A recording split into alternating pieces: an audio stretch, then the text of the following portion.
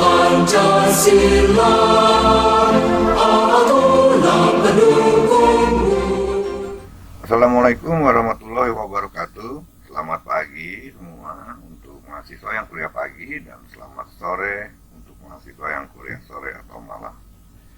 Hari ini kita ketemu lagi dalam mata kuliah online pendidikan Pancasila. Hari ini adalah bab keempat ya yang akan kita bahas, yaitu tentang Pancasila sebagai dasar negara dan Pancasila sebagai pandangan hidup bangsa Indonesia. Materi ini sedikit ya, tidak banyak. Jadi saya berharap kalian bisa benar-benar memahami dan mempelajari materi ini. Jadi Pancasila sebagai dasar negara ini adalah bagaimana dasar negara kita itu berasaskan Pancasila, dan juga bagaimana Pancasila ini dijadikan sebagai pandangan hidup bangsa Indonesia. Untuk lebih jelasnya, kita langsung saja masuk ke materi pembelajaran ini.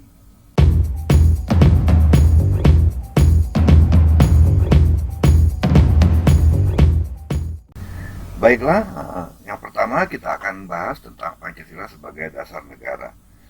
Jadi Pancasila sebagai dasar negara ini memiliki 4 unsur ya, yaitu yang pertama adalah dasar negara merupakan alas atau fundamen yang menjadi pijakan dan mampu memberikan kekuatan kepada berdirinya sebuah negara. Yang kedua, negara Indonesia dibangun juga berdasarkan pada suatu landasan atau pijakan, yaitu Pancasila itu sendiri. Kemudian yang ketiga, Pancasila dalam fungsinya sebagai dasar negara merupakan sumber kaedah hukum yang mengatur negara Republik Indonesia, termasuk di dalamnya seluruh unsur-unsur yakni pemerintah, wilayah, dan rakyat. Kemudian yang keempat, konsekuensinya adalah Pancasila merupakan sumber dari segala sumber hukum. Jadi konsekuensi dari Pancasila sebagai dasar negara ini adalah bahwa Pancasila itu merupakan sumber dari segala sumber hukum yang ada di Indonesia. Apapun hukum yang ada di Indonesia itu semua asalnya berasal dari falsafah Pancasila.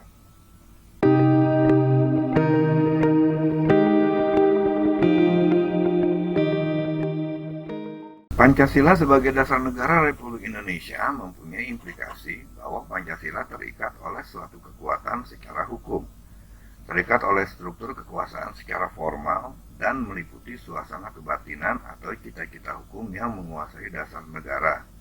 Itu menurut Suhadi tahun 1998. Cita-cita hukum atau suasana kebatinan tersebut terangkum di dalam 4 pokok pikiran pembukaan Undang-Undang Dasar 1945, di mana keempatnya sama hakikatnya dengan Pancasila.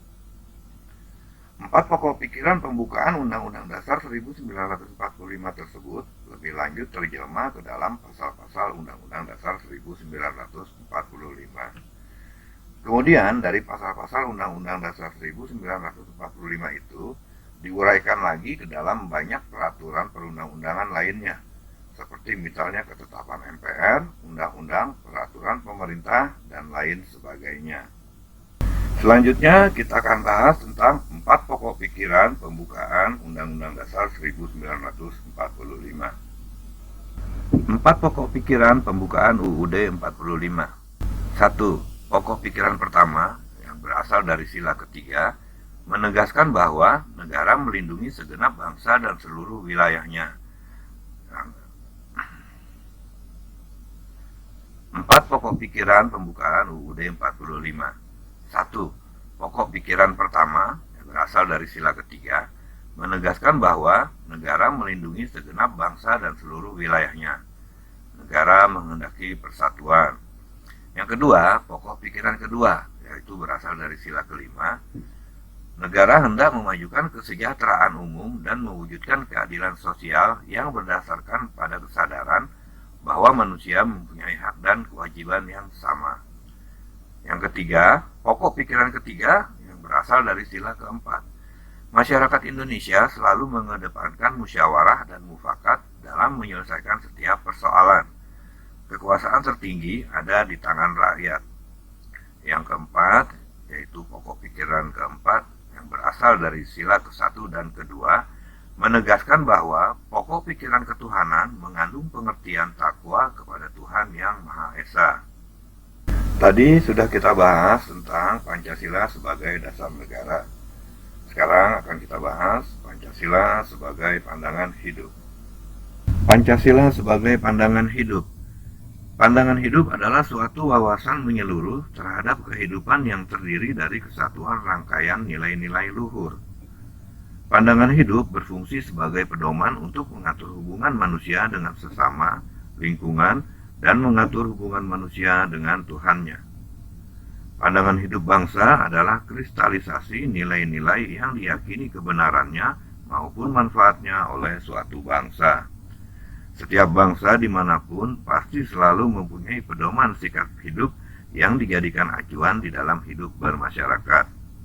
Bagi bangsa Indonesia, sikap hidup yang diyakini kebenarannya tersebut bernama Pancasila. Nilai-nilai yang terkandung di dalam sila-sila Pancasila tersebut berasal dari budaya masyarakat bangsa Indonesia sendiri. Oleh karena Pancasila adalah inti dari nilai-nilai budaya Indonesia, maka Pancasila dapat disebut sebagai cita-cita moral bangsa Indonesia. Cita-cita moral inilah yang kemudian memberikan pedoman, pegangan, atau kekuatan rohaniah kepada bangsa Indonesia di dalam hidup bermasyarakat, berbangsa, dan bernegara. Pancasila di samping merupakan cita-cita moral bagi bangsa Indonesia, juga sebagai perjanjian luhur bangsa Indonesia. Pancasila sebagaimana termuat dalam pembukaan Undang-Undang Dasar 1945 adalah hasil kesepakatan bersama bangsa Indonesia yang pada waktu itu diwakili oleh PPKI. Oleh karena Pancasila merupakan kesepakatan bersama seluruh masyarakat Indonesia, maka Pancasila sudah seharusnya dihormati dan dijunjung tinggi. Itulah materi perkuliahan kita hari ini tentang fungsi dan kedudukan Pancasila.